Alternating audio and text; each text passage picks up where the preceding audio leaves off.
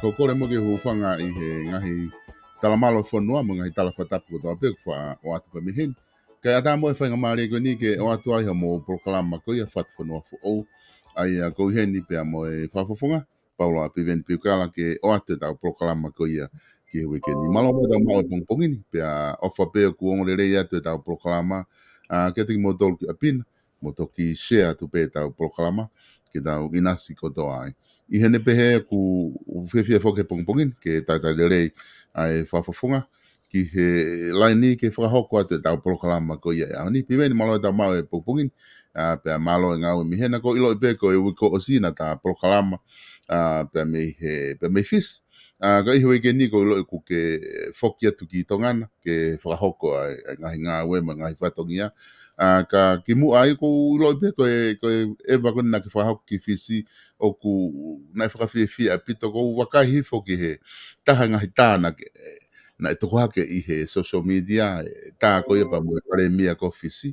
Ko mea ko mare ia ai ko e hingoa ko ku taitolo ko ai he tā pe ko e pare mia fisi pa mo e taki ko ia o e whai whakaanga ko a tongani ko e pe ku taki pa ku o ku ke whafofonga I ko taki ia ko opposition party o ku tā mai mo e pare mia piveni ko hai mea lahi na e whai ai whetaulaki pia mo e pare mia ko no fisi ko e pare mia for off again whetong ko ia pare mia tu ki mua. Ko ia, marapi solo ko le taipe ke hufanga taipe whata. Ko e pare mia hokia ko e mau kaunga tāpulu pehe ke I fisi. Ko ia. Mau po la me pehe politiki mga I isiu ia. Kai whawhiwhia hoke ki alati ke tāna tūnga pau.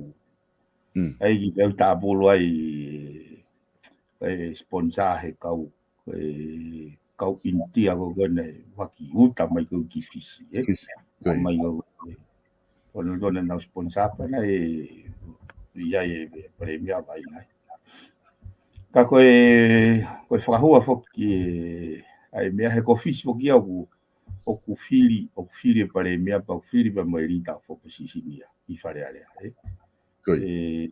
ai ko rita fo posisinia ko ia le vai me taki ai fai tahage ka ko mau whakakata e me mandol ko ga e ko au pifo ki ko hiki ni mai fai ta e toi ka ko e ga ila ko o sa tau ko e campaign e por anga hiki ai toi ga e ko o no pere ko au ko ga tua pa mau whakakata e pe no indonesia ke pare mia ko e pare mia da fisi ba mai rita for positions e context ka fisi ai na ko whakakata ki because I'm the only opposition member ka ko aua pe ia e whiohi ka ko kana io kalata ki malolo e foi wi ko ia le whiohi ka pure fispa mau kaua to ai pe ai ko na kaua ne afi ko wivi ia ko ko e ama fare area ia o fai ka tu ta ko o ku tolo I whanau no e to ki awa be su ne pati Koia. Kako ki hoa pe kia he ko tui ko anga mahin be ia e whare area. Kako lotonga wholau e sea e tok fok mai e whare te uka hau. Kako spuka rewa o ka poi mei ki walo sio ki ai o whekau aki mo e kumahu inga ia. Ke o mai e uri pot whatau ke wakta noa ia ki mua he patseti. Ke uhinga le rei, ko palopare ma, o ko palopare ma ia, he kai ke uhinga le rei ai anga maheni ko koi whare area. Koe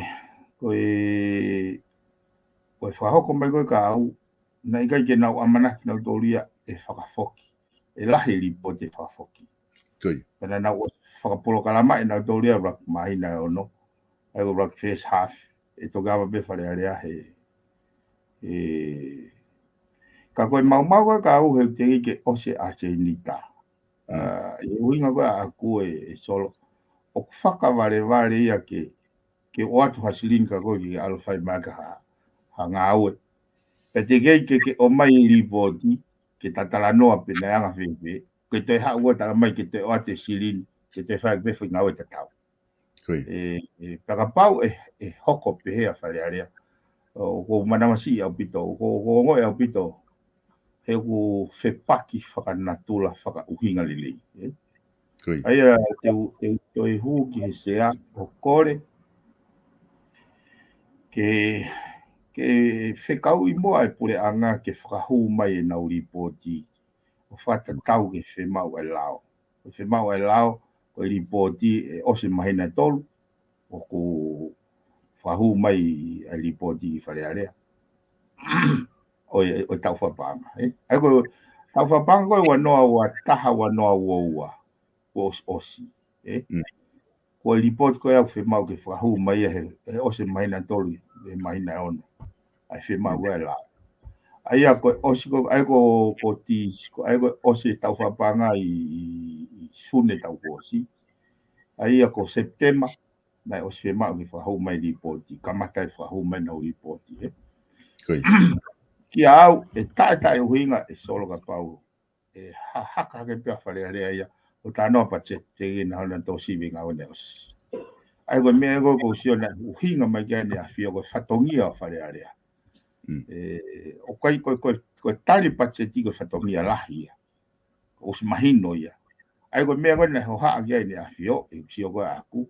Ko no sivi i ngā ue pure anga koe ke whai he whare. Ai koe ne whakamanat mai ko whatongia whare area. E makatunga i te ukore ke tea. Ke toi whaawa whare i ha toi wike. A toi ngahi wike ki mua. O ku tālanga e patseti. Ai ko wanga i sioka pa e awa i me. E kawana wholau tu ka.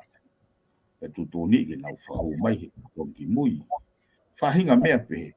He koe pe koe toinga o mahina ni. He koe hanga koe whanongo atu ki he time schedule koe ai patseti. Mandui o koe ngai fu complex system i. Ai uto kua ume patseti ia. O tuwha mai e kau me mi pahe uke uraki o me. Pe neongo ia. Mandui koe fu patseti ia fu poti ngawe. Hongo fu tupu. Ka moi palani ngā aue. O pai ke utu iau, ta normal maini na ko aue no ko tokanga ke lau e guri poti. O ko mamu si ape, o no whenga ki whawhi tau laki, ke kamata he uke urako su nege tānoa. Ai ko sio, mauinga ke lui ai whare ia, he whok mai pese ai utahau. Ka veu i whaosio. Ke tala noa e uri poti, he uke i lahi e whihu i au te ke lava e pure angatai. He nau pose whihu i koini. Tala mai ange hatahi whare areani. Koe ha lahi paanga tokoni mai he tō kone tsunami. Ha hono lahi. Ke lava tahi tala mai. Ha lahi paanga tokoni mai he COVID. Ke lava tahi tala mai. Anga whewhe hono whakamorekia. Ka toa e uri poti koini, Neongo toa tsunami ya mo toa COVID. Ilo uri pot ko ni ke fofa pelere patse. Ai ko kaya impekia ka ai umea go ni he anga fa tongia punao. Kia au ya whakanatula. Ton ke impeki me ego ya. Ia no whakahoko heka. Heka pau tau pehe. Tau pehe ke potngau e moi. Na manatui koe nau patse tina na mai mo nau programa ngā aue. O fix ia i nau programa ngā aue. Toi COVID, toi a tsunami, tai veti nau attention. Kau ngā aue mo resources. Ilo e hau e ripotia. Kei whakafofa pe patse tia. Kei whakafofa pe ngā aue ia. Kai kire mai ia pe koe hae ai paanga fo'ou. Nai inject mai ke patse tia. Kai ke tikire mai ko hae ngāwe fo'ou. Kai ke ka pau te tau whe maha ha pureanga tariui ke pure i lelei ngahi whehui a pau e nau tari. Aia ki au o ko mea pe ko fo'ou utokanga pe ke wako pe he mau whanonga me kau wharearea motu. Ama tuka kau veteran MP ni au mau whitakai koe ni. I ko nofo pe o fenge mui ke uhinga le reiga ko yo e ke o ko hai fo nga ko e pe po hai uhinga hai hu mo ko pe he ai ko ne fe no pe ke uhinga le rei o fi hu i de kai ke ko anga ye tu e fare area he ni Ai mana tu e piveni o ku mahina fo ke kakaia na lahe nga ripoti na mo whakafoki ki he pure anga. Whakafoki nga ripoti ka ke whahana whakalere i fulahi e lea whakapalang, fulahi ha maha. I nga ripoti ko ni na me lahe nga ripoti na o mai ke pe whakafoki leo. Ai ka whakafoki ko ni, pa mautok talamai rema me se ofisi e sea, te mautok whare area pe mautok ki he patseti sune. Ai rewa ku hanga pe no whakafoki ana talatu mo tok whakalere i mai pa mo tok whakahu mai pe ha mo whainga maari he tau ka hau pe konga ki mue tau ni kolo ape kona na o mai ki whare area na ki si pe ki ai pe ai ko ki uhinga ai ke whakafoki atu ka te o mai ke te hoko atu ho mo ngā we ai ko whakafoki pe ia pe tok whakai pe ha whainga maari ka mo hoko mo toki ngai me a asenita hoko hang ko patsedi Ko anga mai ni be fokso. E go tia ne te ke fehu ia haripotia ia foi time. O hange go foi time go ni. O hange go anga fare fo ope. Kau ka ku hanga he fehu I hanga he fehu o pe ke kala ke kau ngā we go fare area na tama. O ku lahe ai me e go anga mai ni pe ko koi be ke to kau fehu. Aia ko ita ko au ia o go ata mai ko aia ka pa na kai ke fiu e ke sai pe ka khang fo ke e pula hi hange pe ko rak fiu I pe ko ave takai so fiu pe ko ave takai so toki whatokanga toki ahaki o whatokanga o kukai kia hapei si se ave takai lo tonga pa wa lao hange pe ko isi o goni ki he ave takai go ki whakaloloa ai ki whakaloloa ko ai liwi I puke go ai pa le mia malolo ai ngoni kai tok malolo o na ia o kuai hono lao na ka koe kai munga wa ka ave takai ko ke mui le vai lao so ku fehui ale vai e ne whakalao o foi kai ke ka wange ko klausol fo ope pe malo o te naulava po tu aki o ko kai ke ilo fo nga we ka wange ko kulau ko ke u fehu ia ko hai fo nga we o ko observe na fo nga we pa u fehu ile va ko ha ai hinga le rio o fai ai foi fonga nga o ko lo tonga wa fa le area lo tonga te ke tapu lo tonga mo ke ada tape ka nga wa ke ave takai hange go ini lo tonga o te ke kari uri poti wa ne mo ki mo te ke patseti ai ko anga mai ni ne o mai pe ri poti hange pe ha foi o mai pe ke na usio ki ai la o sa pa avo le minetio fa o bua fa ko pa kau kai ke uhinga ka na utol ko ri poti ko mea ko ya ko anga ia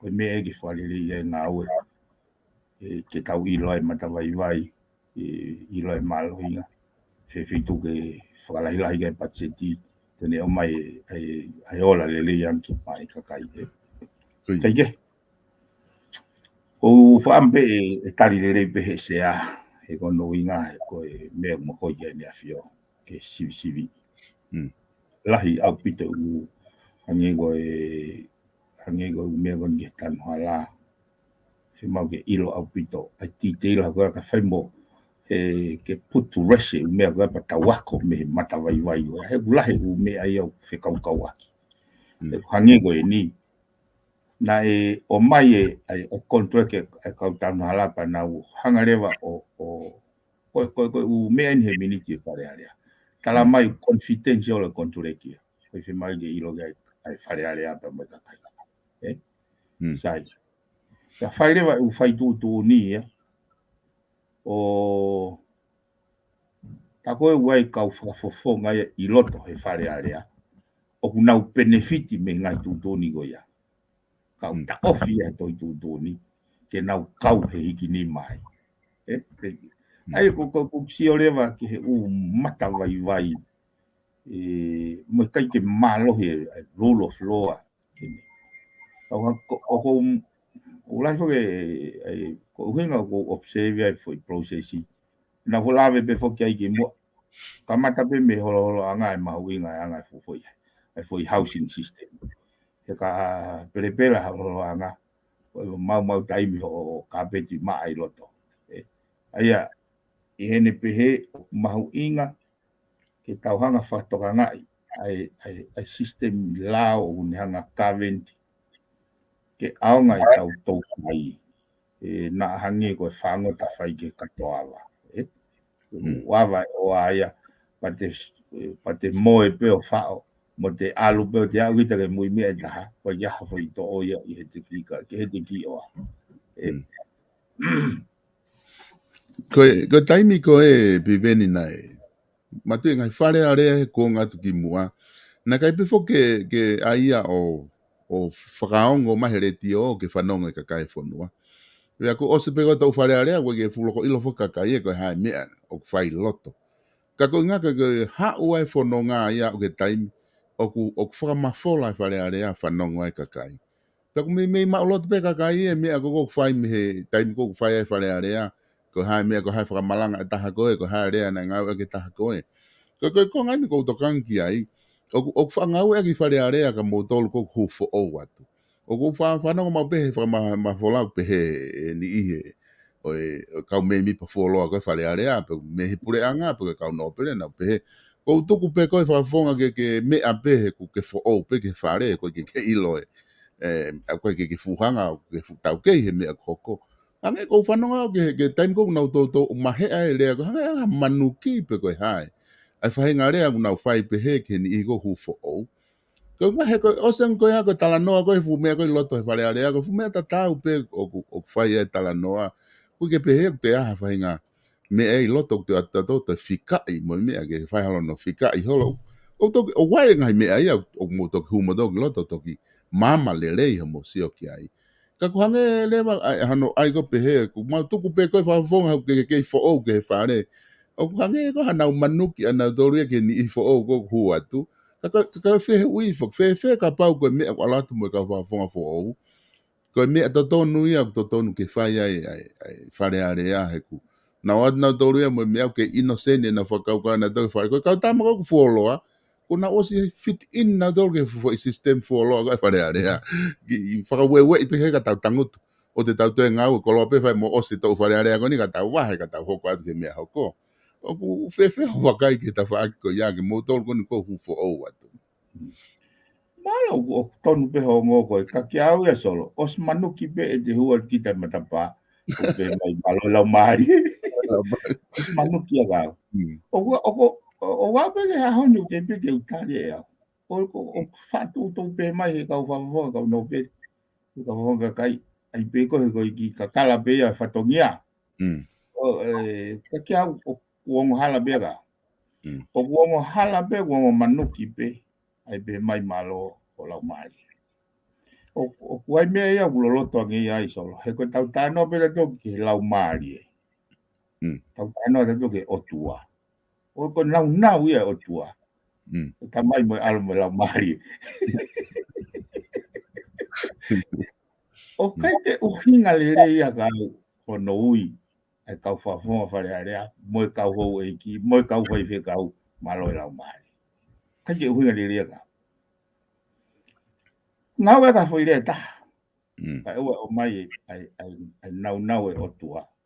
O ngau e aki e tau pau ulotu. Kia au ulau e koe pau ulotu. Kai you hang out. Ko you alo ke lotu. I don't kau ka tok faf mata ko al.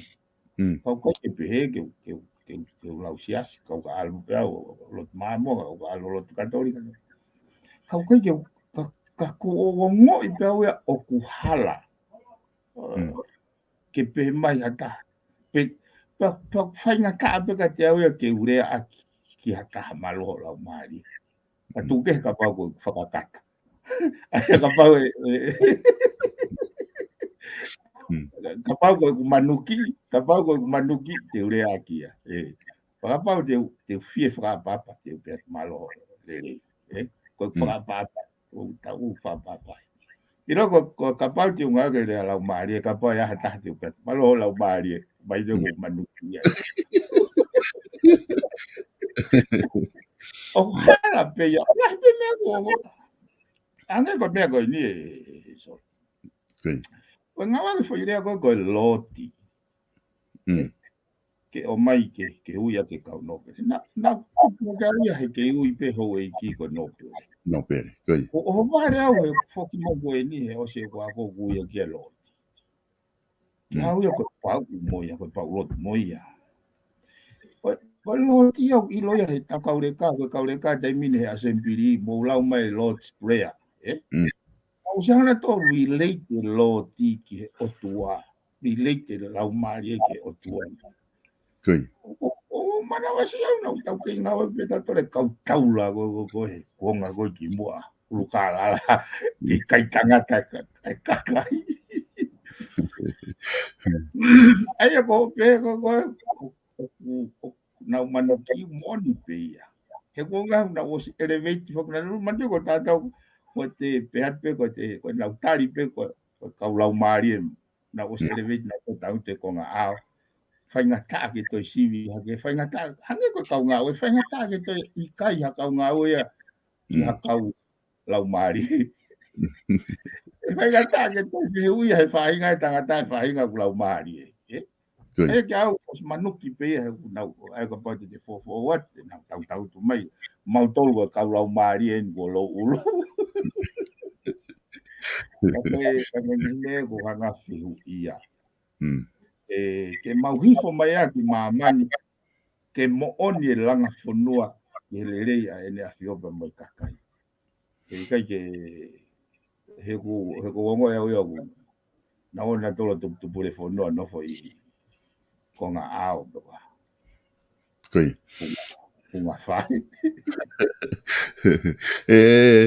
Piveni ko ne tu ko tai di mi ko tu mahal daki hopot mo me fare area ko ilo I mahino opite fatala no go fai pero me foi ta ko tamani ko tapu ni fare area te ko ni mahal e hoko ua pe ka ke te ha mago molere mo do ni ka tal pe ha ta ko osi e hoko ua pe fare area ya le pe patseti ta un ma te tapu ni pe to ta ha pe e konga ki pu. Siwe ta. E ko tapu ne whalearea mo whawalearea ko mea ni awhia. Matui nau wha vea mea koe ni nā kuongo i. Kua e mea ko whemau ki tokanga a whalearea. Neongo pe koe whafotunga a whalearea po whafotunga pure anga kau to ton ki tokanga sea whalearea. Koe ripoti koe ai CEC. Ai komiti koe ke whalerei oi konisuto nepa mo e whonga whiri. Koe whakarea koe ai e tupou nima, une o mai hono mawhai ki wharearea i pepa palo te kakai. Koe i hene pehe o ko hanga o imagine ko wharearea o kune mei mau ai whahinga mafi a ene awhio.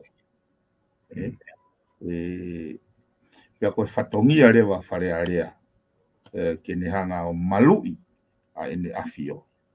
Aki e nau whenga ke nau tariui pure i le reitu hawe kakai. Ai peko o ku haerea mai ne awhio a wharearea o whakamanatu mai e whatongia wharearea. O taha whoke mea nau sio ki ai nei ho haa ki ai ne awhio. Kako e ne tō wholawhola nei pe mō wako me ngahi whanua te mokalati. O ku i kai kau e pure anga e whakalere pisinisi.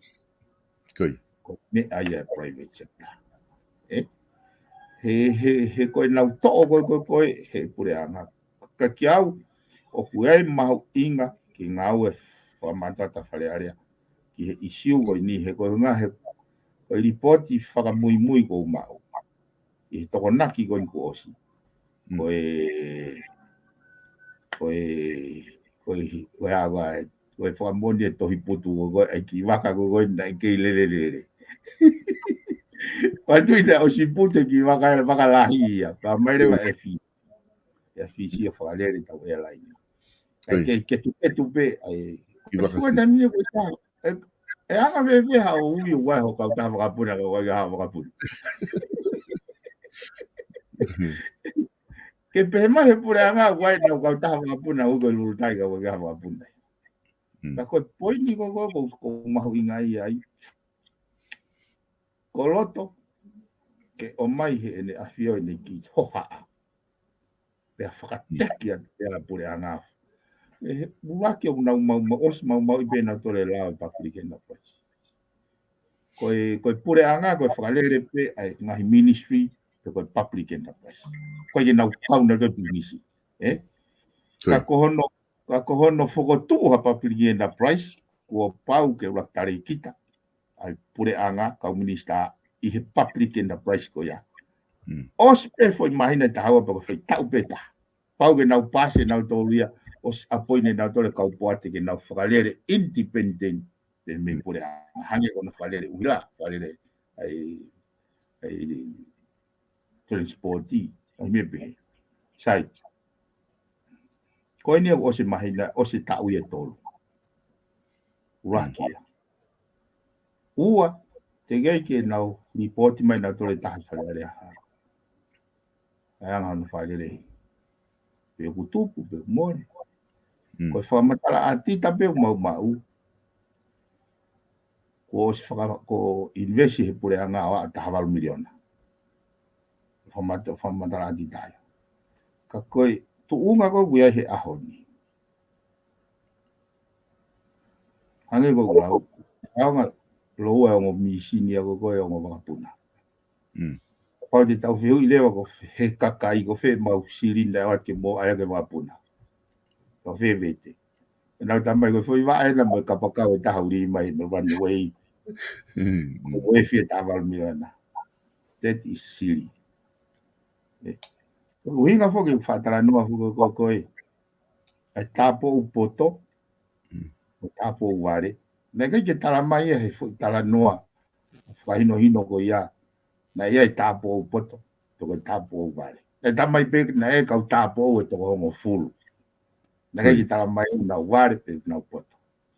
Ka nai toki hanga he nau mea nai whai. O tala mai ai kau tapo upoto mo kau tapo uware. Tako mena na hanga whakawhai ke kei. Ko kau tāpo au poto. A nau tutu e nau mama. A nau utu e nau lolo ko spea. Ka nau tok whanonga reo ke kātonga mai. Ko kau tāpo au nai pehe ko kau tāpo au wale.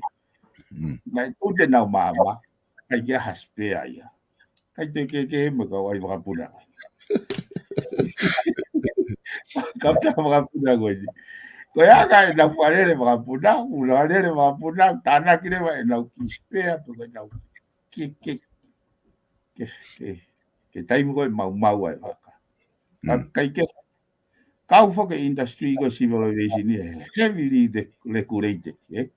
Koe foi hema foi mata.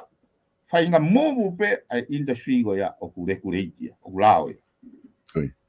Koe reporti ko o ko mau.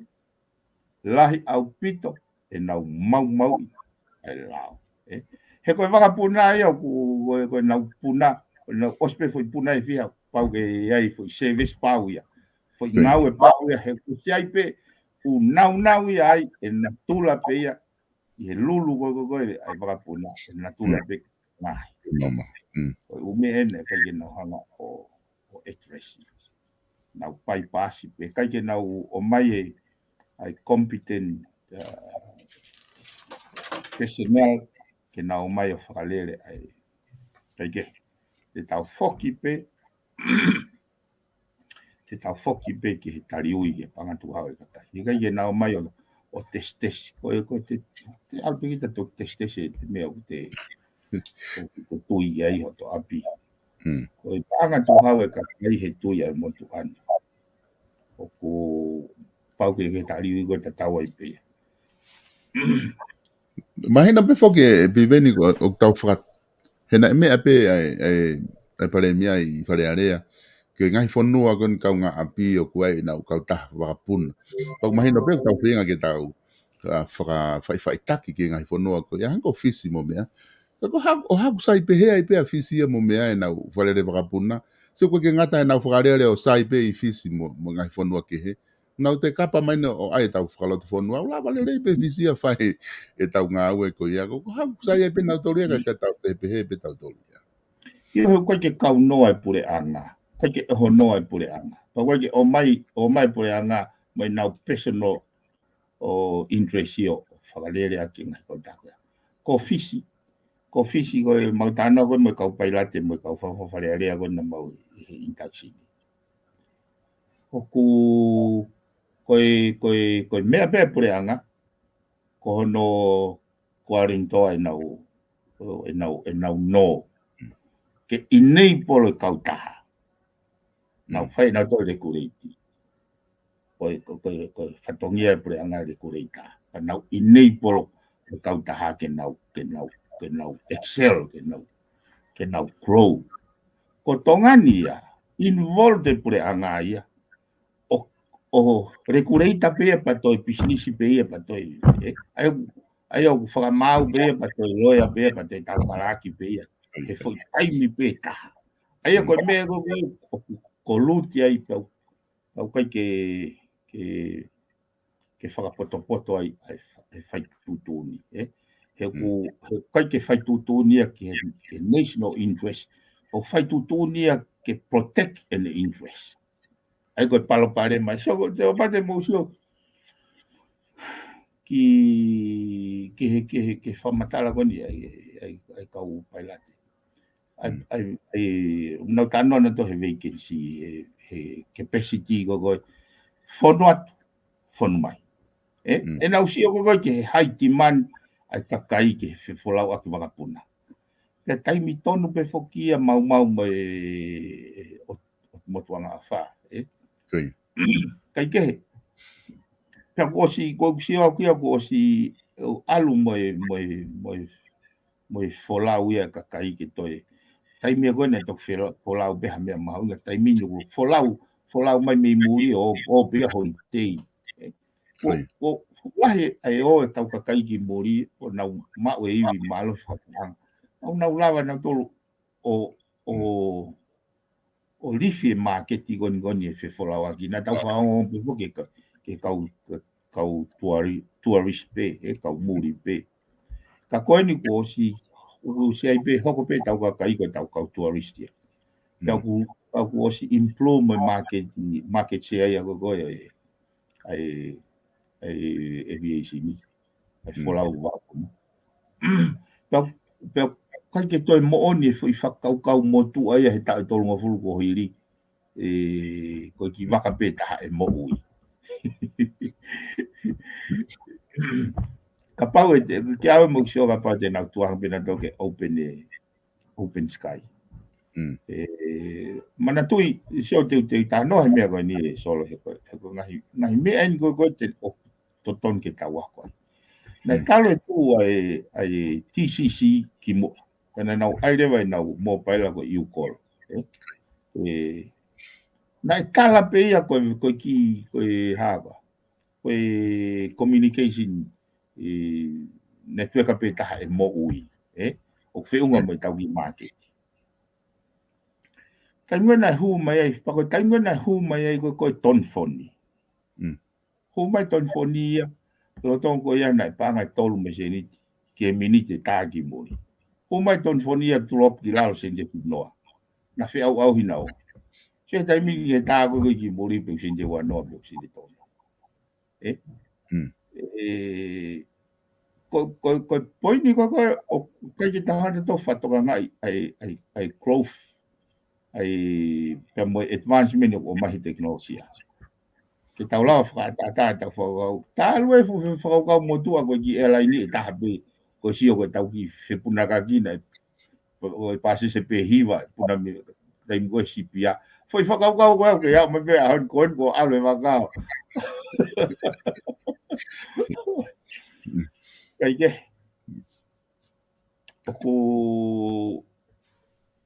O kai ko tau palapare mahe kai ko interest e fonua interest e kakai o whai ake whai tutu.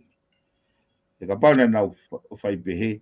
Na nau hampe na tō tau pehe. Hanga pe na tolo tō mai rekureita. Huaki ki he open market i ko hau whi hau whale. O e kau e pure angai ai. He koe meni ko whatonga i. Hange o kui ai ki fo comfort zone dia pure anga ko nau whi puna pina toki niwa nau whai e kana tō alu. Pe puna pegi e ua whai e kana tō alu. Hange nia ko koe hanau wapuna anau. Anau whai tangata. E kau e ke tuhau e kakai. Oti mahalo mahino au pito e whatala noa ko ia e piveni. Ko ki afe mai mua ke hopo. Nang bakai hifo he media social rea ku post haki ai taha ka uloa tonga. Ai ki link ke hopo tangi i he waha o koe. Pea mo whatai helu, pea mo e taha ka no pere nuku mau. Ko atange ai ki whakaukau ko ia ke ki whamala alange ai tau mua na e whahoko ai ahono homo wau koe ke he whamawanga tangi pia mo e nopere ko ni whare area nopere nuku. Ko ia. Koe hopo, na tula whake hopo koe ni e solo ne osi pe koe hono ansiti koe kau whawhawhanga kakai. Koe. Osi kono hono ansiti kau whawhanga kakai. Na iai lewa e ku tokanga mawahi ki he kupono nima koni stutone. Kupono nima koni stutone. O kune hangai o prevent pe ta ofi ha whakafofonga kantiteiti ai kakai ke whiri whare area ka pau o kuahane mo ua whakawhamauanga. Sai. Koe tari koe ai electoral commissioner. Koe foi lao koe au apply be ke kau candidate whawhawhonga kakai, people representative.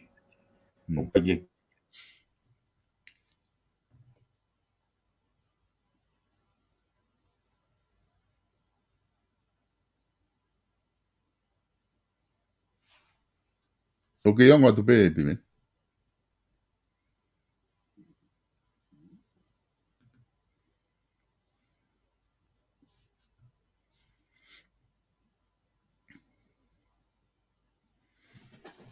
Oku, piveni oku ongo tu e.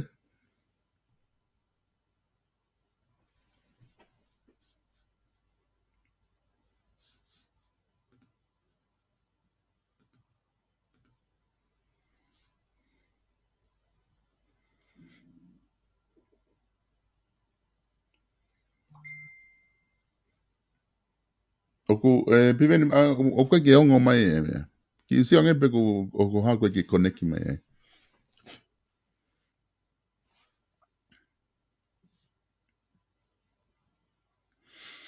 Ki, koia. Ko ilo pe mahalo ki, na ki i tuapu e neti. Pe ki, pe ko ha tahana i kolo ki, ki he whafafonga ka ku oku uhinga koe ke ongo mai e ne tawhaki.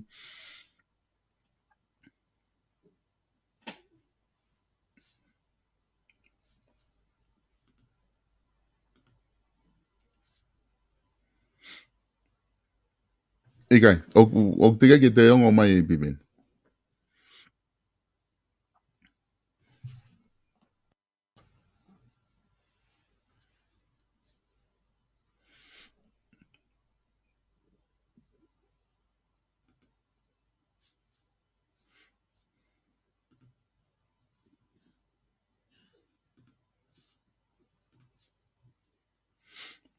Mo kata pe ko nga kai dau ki taimi pe ko ilo pe ku oku na ki mate mai o tio pe me whafafonga ka koe ne te whenga mai pe ke te lock in mai. I he taimi tatau pe ku whi whamalo ki he ngai kau taha kou na o sponsor tau proklama. Kau taha kou ia South Pacific Loans o ku o nau ke tu malau ai kau taha finance ko ia a Stalek Tupou. Apau ke fie mau ke whahoko hao no, pe ko hao fie mau se niti whawawawe, pe ko whahinga mea pe, o ku ke whaamu ke whahoko, ona ke hanga kehe pe mi he kau taha ko ia South Pacific Loans a Stalek Tupou. Koe ni te hu mai whafofonga ka honga o te ki o mange ki loto. E piveni wongo atu?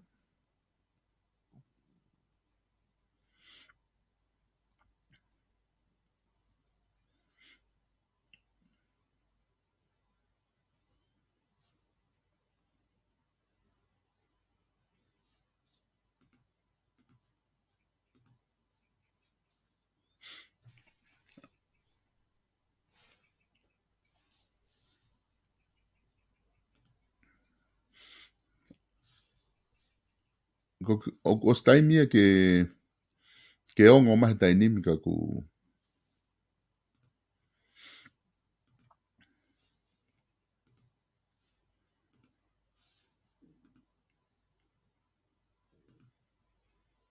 testing one.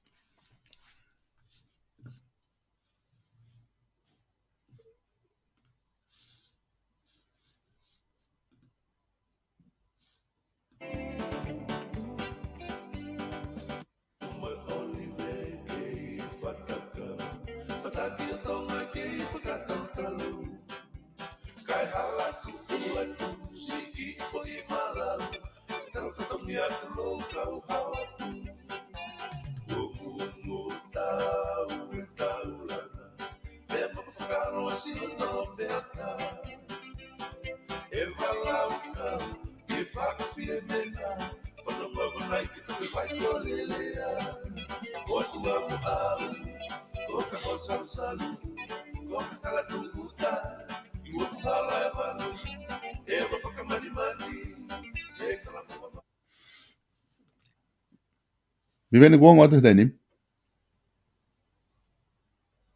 Nika e?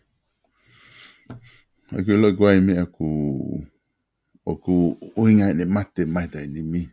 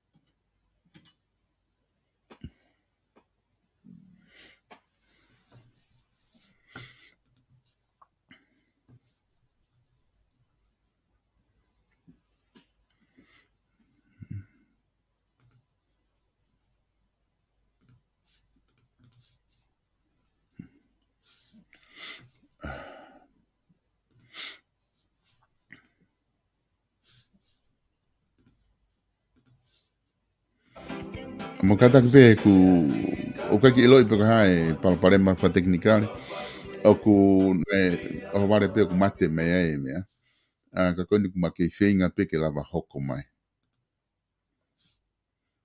Testing 1. Piveni wong atu?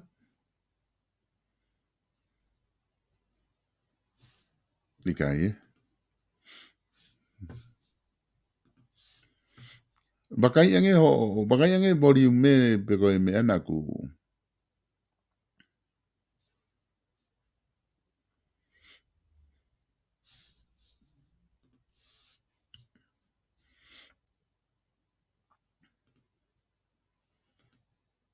ko o tio pe ko ke lea mai he da ni me ko se o ngau me pe ne ti ko ke mo ui mai o tio.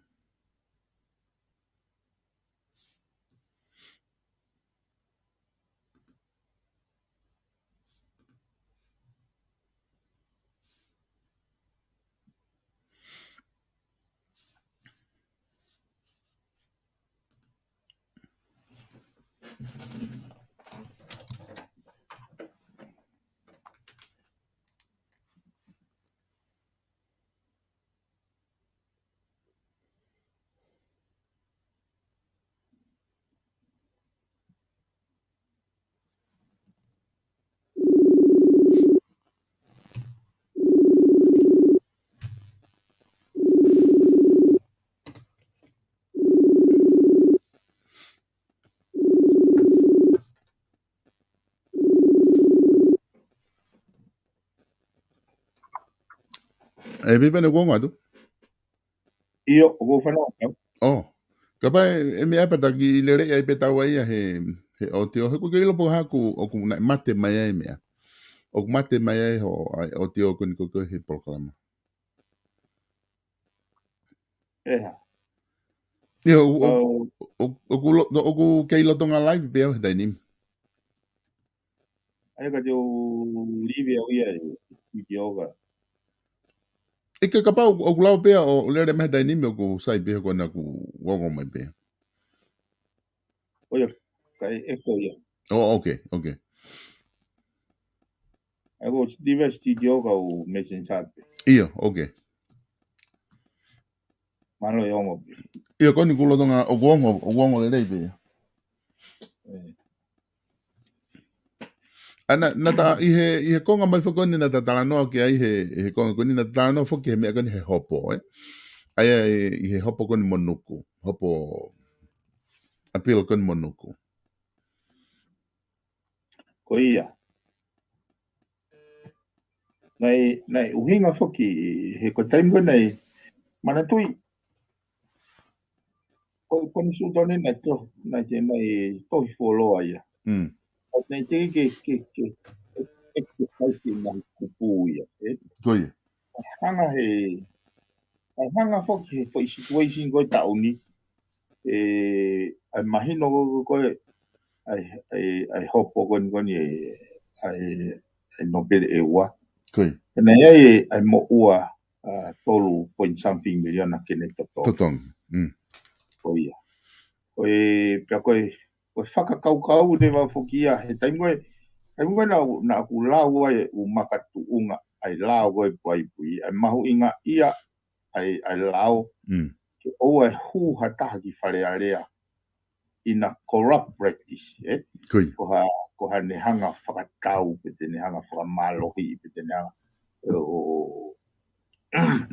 o kakai ai whiri ngai ho whakatanga tai mo spending ai whafofonga ke oa alu ke au ka taimi o ku whiri he kakai e whafofonga ki loto o aroa tia ko ia ko o whekai ia matui te whakamore ne silini pa aroa tia ki loto o whekai ia o raki kai ia, o raki alu e ki loto o raki kai ia ke mākona pa tu whakau kai ana uhinga le mai hono whiu ia ka pau ko tau mu ai o e lao ke ta ofi ai kakai me whekai ia hugi whare area ha uhinga whakangofu ai he matapa ia taha ke hu ki ai ai ka whafonga ai no pere mo ngahi mo ua ko ni mandu ko la ko he ka ye hu ata whare ka pa wahane mo wa whamawa.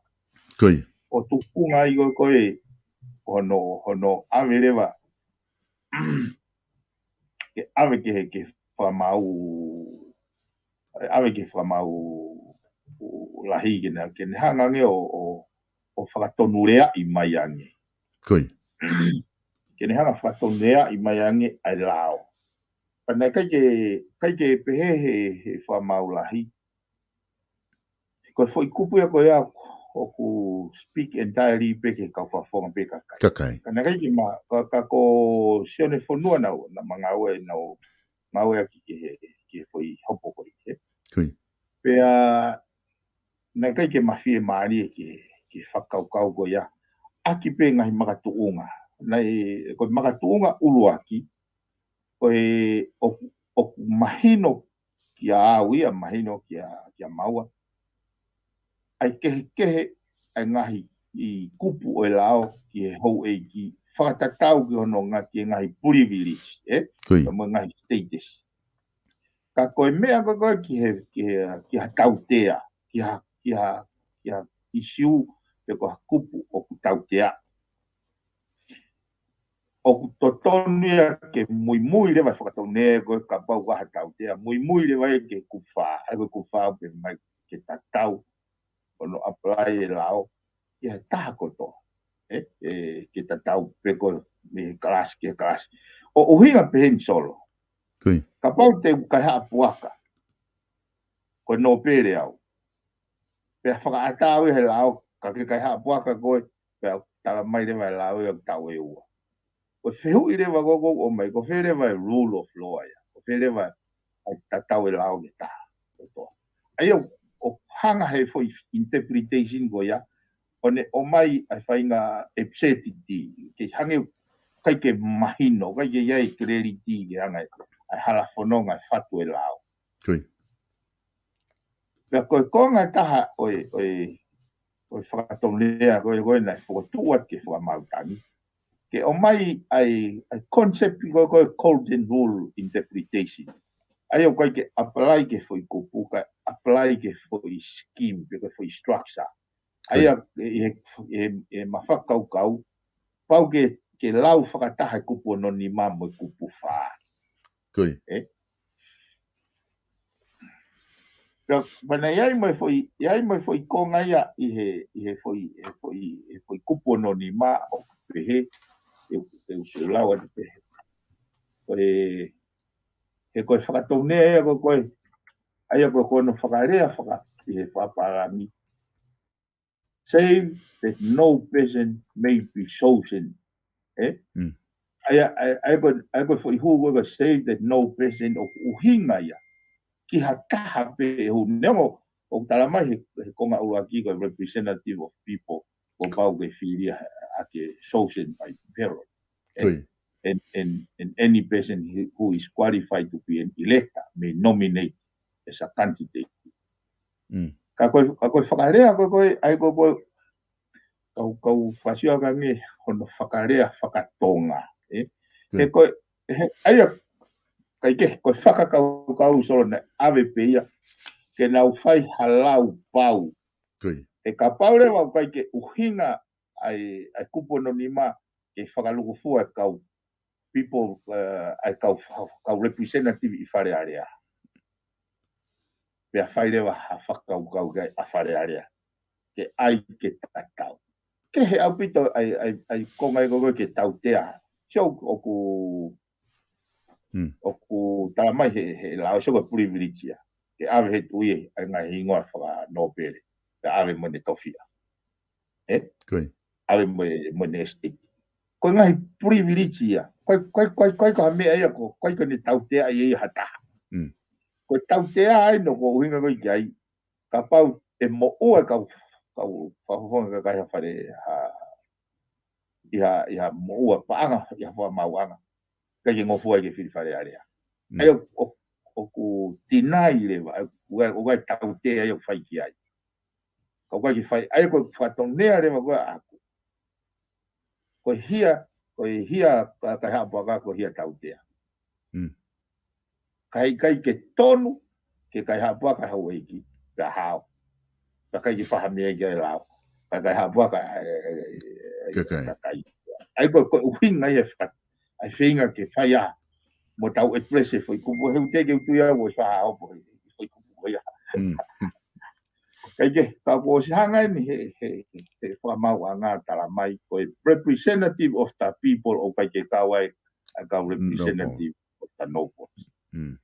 Au hanga ko tai mi man tau fihi ai. I fare area. Ko malanga ka ho e ko loto ni ka kai o ba fa fo ngai.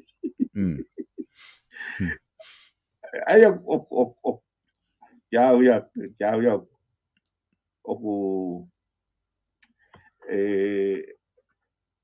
tu bia o fa pa pe tu nia ka fa ma tani.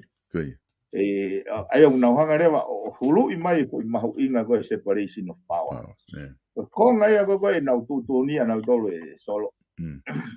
Ko me ai ni ki fare area ke na fa ton. Ai rau ia fa mau la hina de pe. Kai ke amana ki he fu tou li o fai e ko ni sutone. E ke tu e foi kupu ko ya. Kai fai hanga o ki ai. Hanga o ki ai. Ai o na hanga rewa o fo tu mai. E ke ko me ai a fare area ke na hanga tanaki mai. Ai foi rea ko ni people representative and noble representatives. Maria. Ke tanaki ai ka ko anga e ku whakarea aku ia o solo.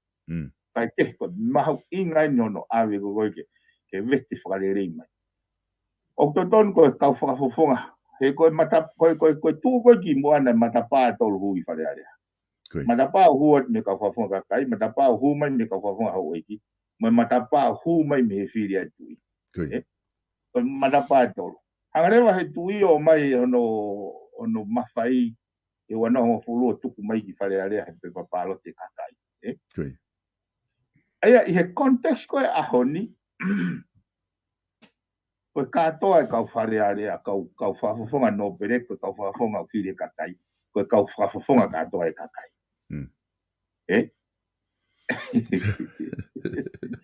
Kai ke ono whaka ofo kia wen koe poini ia pe ku foi pe ku malo koe poini ke provide mai whamawanga clarity ke ilo e wharearea ai metodon ke nau whai. E koe tau he ki au koe kongai ne whakama opo. E tau no whatatolo o haa I loto he corrupt koe whaihara. Ka hosi hanga pe hanga ko ni ko lau wa aku solo pe. Ka pau te ke hau ki ha. Ka pau te ke hau ki hakai umo ku pe fie kai. Ko pau ke waki kai po pa ke to ki vai le wa ki tona pa miri ko tona kau to ngawen. Ai ka pau te ke hau ki fare area lahi po mo ua. Ko pau ke waki tau whamon pe kia mea goi ni. Sio ke tau po osi. Ke pureanga koe po osi. E nau hanko o ai koe u no tanuhala. Ospa nau tala mai lewa na tau ki wharearea mo ka kai whanua. Koe uhi koe lao e confidentiality a ngahi kontureke o whai he kabineti. Kai ke ngofua e ke tala mai po hanga. Mai kau ta. Sio tau toki ilo tai mine tai mbalpare mai. Koe no pere koe ni uhinga e hopo. Ai ko uia e hono fu mo ua. Na e ka uia e hiki nima kene benefiti a ana mo ene kauta. E koe me bua uia au koe waki ka ia e umu. He kapau na e kai ke ia e ngai fu mo ua koe kou tui na e tonu ene whakautouta. Kene ke ingau ea ki hono whatongia koe au whiwala ene awhio. Ke pure I le rei tu hau kakai ke maluki ene awhio. O haa mai ene awhio ke pure I le rei. O mare ki le rei. Kege koe ola e hopo ki au is a success in a way ene hanga o furu I mai foi pathway. E whanonga e whare are aki hono whare rei. Ke oa toi hoko e whainga mea koe ni. Ke oa te tau kia au hange ko Angere mo oni ngai whakaukau ia koe ko tau tolu ia tau hao ia tau me whatupa o tua. Ako koe matakari a koe le na wao le tau me pulu kau kau ma fitu ia lai me unu he tolu. Le mo tolu. Ko loto ke remove whakaukau ia. Tau hifo mai ama ki mamani o ngā ue ia mamani. Tau e o no folangi o ngā ue mamani. Ko tau ai ke tau o kau whaparearea o lau maari. O sia patoi lau ke hepe o kala ia. E kai ke lava te tō langa hafonua e malu ai e Niopa, malu ai whanau ka malu ai whakaha. A pau e ke hoko pe, ai ke kehe ai lao o kiha e kalas. Mo kalas. Koe. Ai ku mahino apito e tainimi e whakaukau, pe ku mahino ai ka veinga e whai ke hano teke. Ai e koe tutu uni whokia ko mai he whamau tangi. Ai koe ngā ue ni e o toi ke whai, ke whakahoko i mi whare area, hange koe na ke tānoa ki ai. Ai whai mo tohi i atu e, ai kau whakafofonga kau no pere, ai koe ngā ke mahino kuna kau loua. He ka ikai e nofo pefo i kupu ia, koe kau whakafofonga pe ka kai ka hao pe kau no pere. Ko ia mahu inga apito e ke tau hanga sia wharere anga tau composition na wharearea. Ke uraki ai e crown worker ke malu ia. Ke lava e ke tau tawa tolu o lakusa alu mo e horisi kai ke sai foundation. Koe. Wala ko langa whare ai one tā noa whatata ia e whepare. Whepare ko e pala polo. Oku fefe e ne tu ko yang mahino e foi hopo ko ya. Oku te ai manga i hopo ke he unau me natula felave tatau peheni ngai hopo kon ko sia o ave ki hopo tangi. O koe ki foi hopo kele ko foi hopo ko ni e solo o ko tuku aki lahi au pito ai tai whailelei he pot ngau e savea o nau whatongia. Pe ku whaia intentional i whakaukau kaka, pe ku whaia i tai ilo ai anga tu e lao ka o ku mau ai ngahi ai mea lahi. So koe hopo koe ni te tato ko ngā koe tatai mita te tato tala noa hata polokala mahoko. E koe hopo ia nai, so alo hi whamau kere foi, alo hi whamau tangi foi. Ka koe lolotonga koe ai osi tutun koe whamau tangi. Asi mai ko ngai whakamoni. Ai mea koe nai makatunga whai tutuni asi mai me a kaiwi koe ai meiteki. Ka koe whakahua lewa eni ki whamau tangi. Arewa he whamau tangi o set aside katoa u whai tutuni. Kai toi whakafoke ai hopo. Ai ki he whamau kere ke te hopo fo o mai. Aki ngai new evidence o ni o was unfold mai. Ka kia au o loto ke tala noa e foi keisi ko ia. E koe kupu ni mawhae ni lau kere. Mandu ko whaatala noa e kupu walu fitu. Ma kupu ni mawhae ko ni lau kere. O ku uhinga i e walo pale mai whanuan i whamau anga i ngai mea wha kere. Pea moe tai whai to tonu. Uape mea koko he po ngau e wani. Koe tai whai to tonu. Te koe nau tai ilo nau whatonia. Uape. Ko tu yangi ke tai whai to tonu. E kono uhinga he koe ke employer taha tai ilo. I ono whatonia. Aia ki au. O kuiai mea ia ke whahatokake. E ko oska atoa ke kodi. Whai tutune kau ngā oe. Kau nau nofo fie maari pena tolo vahe. Ai he holo kakai ia. E totongi loia. E he whamauanga. Whamiri pe moe whamiri. Koe ui pe koe whai. Kai e whai le rei. E koe whai hala kau ngā oe. Ki he nau whatongia. Ke nau mui. Kau whoke mea koe ia. E tutuni hopo koe ia e sol. He mea koe koe nā uako ai. Ki he mahuinga koe ono o hake ai tohi ave takai. Ke wai la o ko prescribe mai. Ai ko mea pango ko anga maheni ai potunga awe. Ka ko sia la o me prescribe mai e fonga ngawe. A wai anga maheni ai kai na te ke foi parallel analogy go ya. Ke ai hopo ko ya ko mai ngawe anga maheni go ave takai. Kai ke mui ke fonga ngau o mai he lao. Poini aga. He ka pau he kai ke tau turi fua. Hangi ko me pure anga. Kai ke nau mui ke me toi he lao o se mai na ta haua. O se prescribe mai he lao fonga ngau. Ka nau ke ngau ke mafai. Ai ko uhinga matu po uruaki. Koi ko ngai va ta me fa bori ke. Falu de hisino. He kono sino pena e hoko ko lao ko ia pena hoko ko mafai ko ia pena ko mena tutuni ko mena e fai ko ia na hoko lao ka ko ostohi mai he ahoni lao ia e ke yo mai pena don mo fa pena fa pau ko fa bori e toka ki foi ke iso kata toki kamata he programa we ka okay io malo apito piveni malo apito ma fa ngamari ke whakahoka ta programa a honi ka kata toki hoko atu i hewi kahau ki ta kamata he fo i hopotangi ko ni ani kere ko ke kamata introduce mai ke kakai. Ofa atu piveni pe malo ngawe pe mitongana. Ofa chol. Koi. Fa malo atu kainga i he lava ko ia ke mo no fo i mai ta programa i a honi.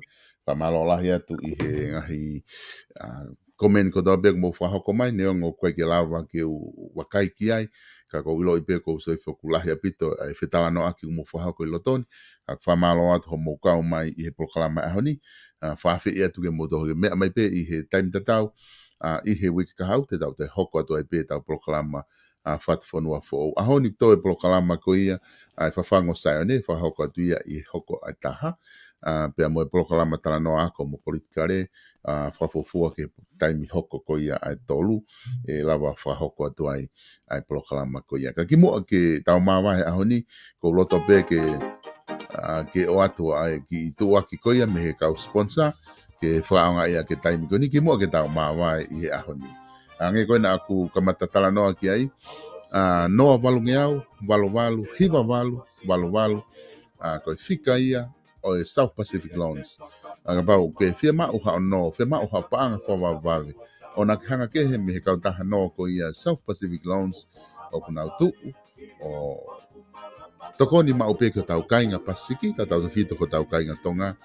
I he fika telefoniko noa walu ngeau, walu, hiva walu. Na pau ke fia mau ke kire hanga tonu pe ka starik tu po. Telefoni pe ko he fika ko na te na ulava reva o ave hanga tonu ko ki a starik tu po ke tala noa ke tina to. Ka ko na ka nga we ko smateu ke na tokoni ke te koe I ha whainga taimi ki. Thank you South Pacific Loans. If you're looking for finances, any shortfall that you want to a financial help, call 0800 88 98 88 and talk to Stelik Tubo or one of his colleagues, and they will help you with South Pacific Loans.